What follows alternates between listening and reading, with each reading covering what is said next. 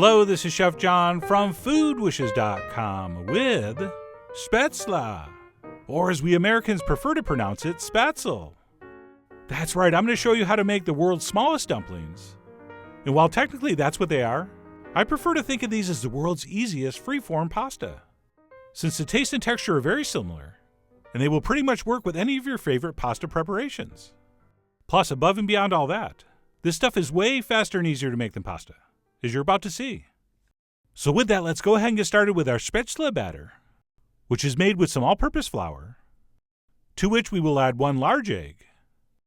Of course, we'll also need some salt, which we always do, as well as, for me, a little pinch of cayenne, which I'm assuming is rarely added in Germany. But hey, their loss. And then we'll go ahead and finish this up with a spoon of creme fraiche, or sour cream, or yogurt. And then last but not least, a nice splash of whole milk. And believe it or not, that's it. And once all that's together, we will take a whisk and mix this smooth.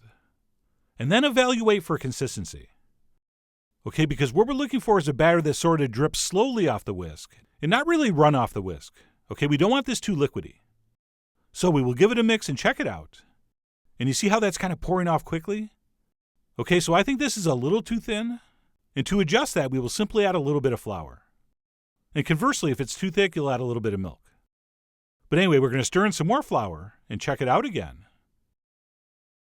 And now, as you can hopefully see, it's still dripping off the whisk, but much slower. Okay, so for me, that's looking very good. And then once we've adjusted the texture until we think it's just right, let's go ahead and clean off that whisk with a spatula. And I'll go ahead and give you one more look at the viscosity we're shooting for.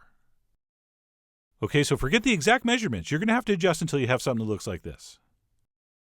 And then once the batter's set, we're going to need some kind of Spaetzle making tool with which to push our batter through into our boiling water.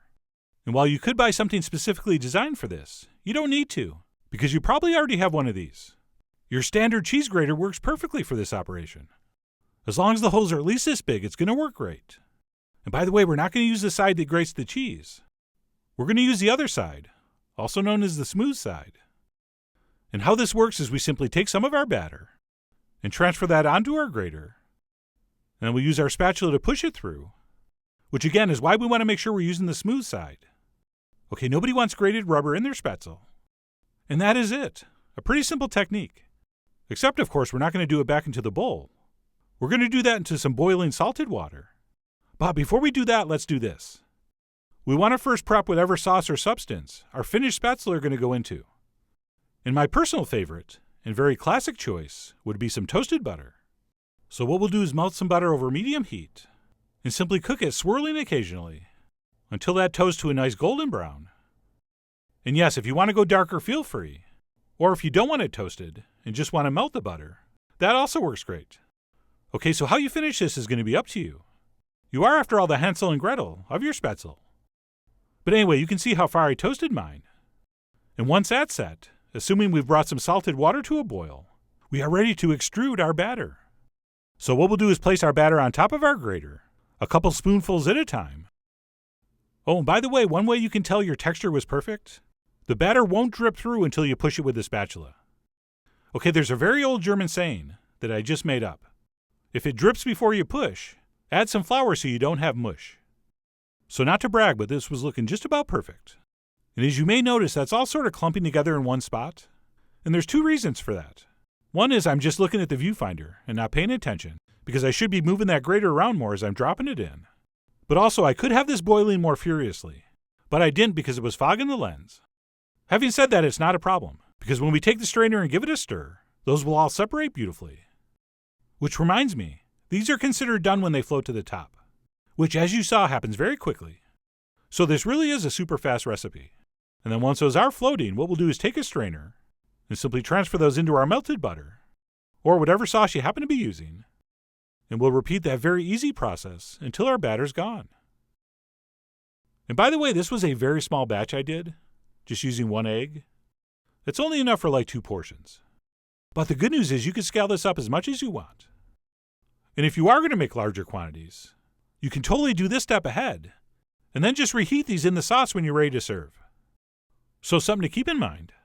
But anyway, we'll continue on until our batter's been used up, and all our Spaetzle has been transferred to our pan. At which point we have a few options. Since everything's hot, we could just toss this and serve it.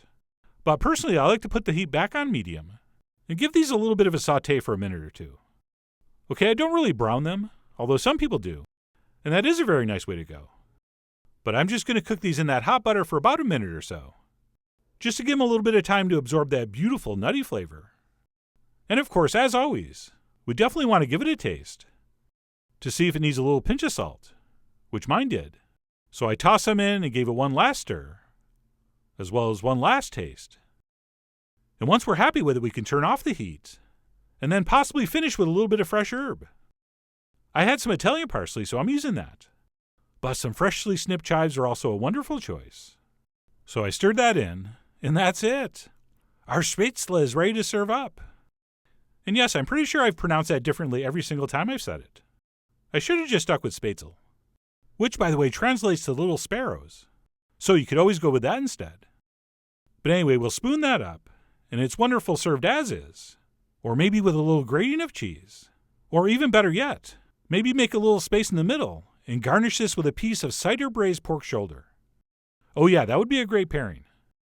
And I finished that up with a little extra creme fraiche and pinch of parsley. And normally at this point I would say stay tuned for the pork video. But you know what? I think we already did it. But I'll check. And if we don't, we'll do one. But anyway, let's forget about that luscious pork for a second. Let me go in for a taste so I can see how I did on my Spaetzle. And you know what? I did pretty darn good. They have a beautiful pasta-like flavor, which is amplified by our toasted butter. And the texture was just right. Okay, firm but not chewy. Tender but not soft. These really were spot on and uber delicious. And as you can imagine, just absolutely amazing with any kind of braised meat. And as you well know, we're heading right into braised meat season. So I was very happy with how this came out. I mean, I would make these even if they were hard and complicated. But they're not. As you saw, they're super easy and fast to make. So for all those reasons and more, I really do hope you give these a try soon. So head over to foodwishes.com for all the ingredient amounts and more info as usual. And as always, enjoy.